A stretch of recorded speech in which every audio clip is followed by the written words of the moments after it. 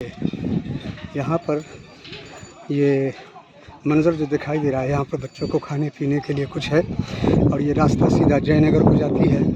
जयनगर भी आप जा कर के आ सकते हैं, कमला पुल से लेकर के उसी के किनारे किनारे आप सीधा आ सकते हैं।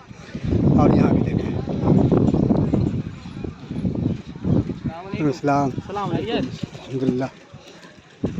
आज आपको भी दिल किया है। माशाअल्लाह, क्या मंज़र है जी। शुगर शुगर जी।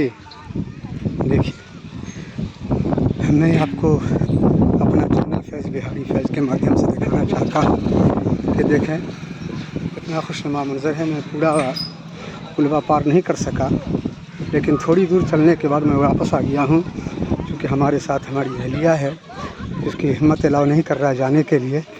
और ये देखिए, यहाँ पर खाने पीने का सामान है।